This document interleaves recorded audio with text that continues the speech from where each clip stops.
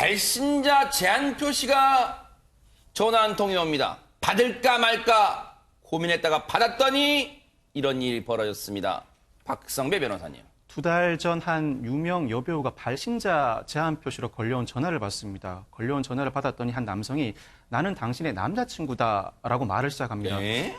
장난 전화인가? 해서 네. 그냥 지인의 장난 전화로 생각하고 말을 계속 이어나갔대요. 네. 그런데 처음에 장난처럼 들리던 이 대화 내용이 상대방 남성이 그 대화 수위를 점점 높여갑니다. 어허. 꿈을 꾸었다. 당신과 땡땡 하고 싶다. 성적 수치심을 불러일으키는 대화를 이어나가다가 급기야는 성관계를 요구하는 취지의 발언까지 하게 됩니다. 허허.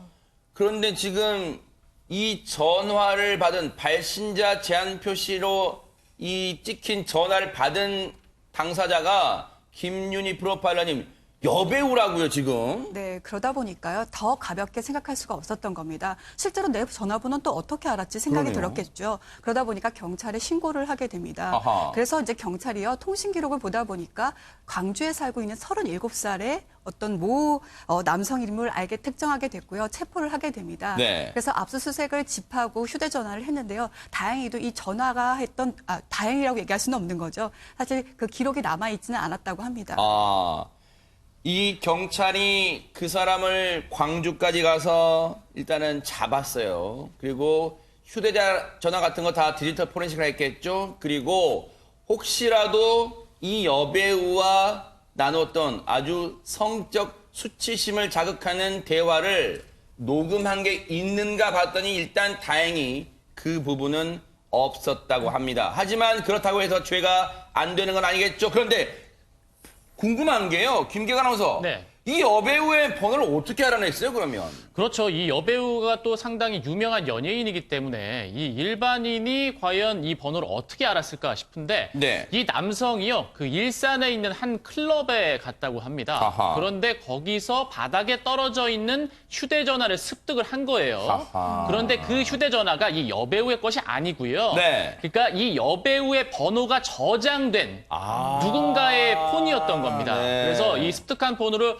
이제 열어서 쭉쭉쭉 뭐 연락처라든지 이제 톡이라든지 이런 걸 보다가 네. 여배우의 이름이 있으니까 거기에 이제 전화를 해본 겁니다. 네.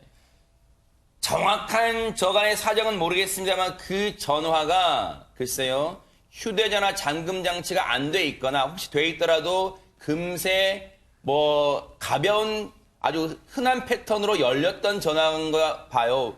그렇기 때문에 이 여배우의 이름 목록 그리고 그 혹시 SNS를 통해서 얼굴까지 확인을 했던 모양입니다. 그런데 참 어쨌든 김윤희 프로파일러님 간도 크긴 큽니다. 그렇다고 전화를 해요. 근데 그럼 왜 했을까 물어봤지 않겠습니까? 네. 경찰이 그랬더니 술을 마신 뒤에 호기심으로 했다고 얘기를 하고 있습니다. 아하. 근데 정말 범인들이 제일 많이 하는 말이요. 내 호기심으로 저질렀다라고 하는 말인데요. 네. 실제로 호기심이라기보다는 어떻게 보면 이 괴롭힘으로써 자신이 어떻게 보면 남성적인 우월이라는 것들 감정을 좀 만족했을 가능성이 크고요. 또 네. 인지적 왜곡이 있었을 가능성이 큰데요. 너도 즐기고 있었을 거야. 너도 재밌었을 거야. 라는 생각도 했었을 오싹하네요. 거라고 생각이 듭니다. 그런데 최단비 변호사님, 호기심은 있었을지 모르겠습니다만 머리는 그다지 좋지 않아요. 이게 통화한 게 뭐 드러나지 않았을 거라 생각했을까요? 이 사람 같은 경우는요, 놀라운 게 있습니다. 지금 계속해서 앞에서 얘기한 것이 내가 우연히 휴대전화를 주었고 휴대전화 안에 여배우 전화번호가 있어서 술김에 호기심에 전화를 했다라고 한다면 이 사람은 이 이외에는 다른 범죄 전력이 없었어야 되잖아요. 이 사람은 이게 처음이 아니었던 허허. 겁니다. 이 사람이 예전에도 자신이 다니던 회사에 저장되어 있었던 고객의 연락처 데이터베이스가 있었어요. 회사에 있는 고객의 연락처 데이터베이스는 굉장히 중요한 것입니다. 근데 네. 이러한 데이터베이스에 저장된 고객들의 연락처로 전화를 걸어서 네. 이번 사건과 똑같이 성적인 발언을 해서 처벌을 받았던 과거 전력도 있는 사람이었기 때문에 경찰은 과연 이 사람이 내가 호기심으로 한번 전화를 걸었어 라는 것을 믿을 수 있을까 이런 생각이 듭니다. 이거는 이수천 교수님, 네. 상습적일까요? 그것도 성적인 뭔가 좀 집착?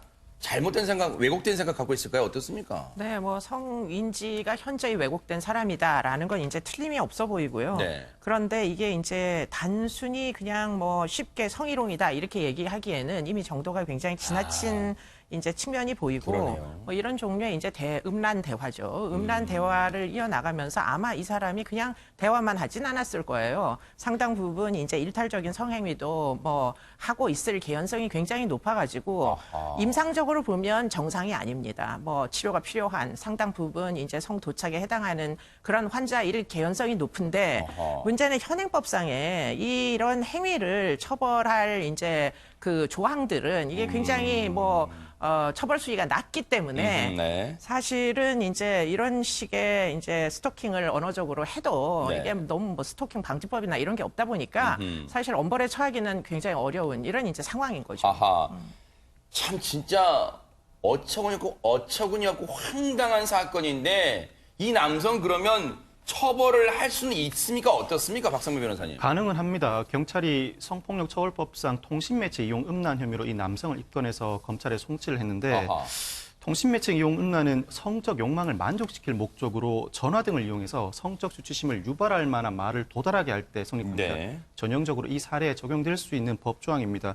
법정형 자체가 징역 2년 이하 또는 500만 원 이하의 벌금입니다. 그렇지만 실형이 선고되는 경우가 굉장히 드뭅니다. 아하. 그런데 초범이 아니기 때문에 실형이 선고될 가능성을 배제하지 못하는데 그보다 이 남성에게 더 중요한 것은 초범이 아니기 때문에 신상정보 공개 고지가 이루어질 가능성이 높습니다. 통신매체 이용 음란도 신상정보 공개 고지 대상입니다. 신상정보가 공개되면 여성가족부 홈페이지에 자신의 신상이 공개되는 것이고 네. 신상정보가 고지되게 되면 주변에 아동이 있는 가정이나 어린이집 등 교육기관에 이 사람이 여기에 거주한다는 걸 알리는 겁니다. 초범이 아니기 때문에 충분히 그 가능성이 있지 않나 싶습니다. 네. 더 걱정되는 게요. 얼마나 혹시 실형이 나올지는 모르겠습니다만 실형을 산다면 그리 길지는 않을 거라는 말이에요. 그러면 나와서 혹시 복수심에 불타서 또 다른 왜곡된 성범죄를 저지르지 않을까 그런 생각도 해봅니다.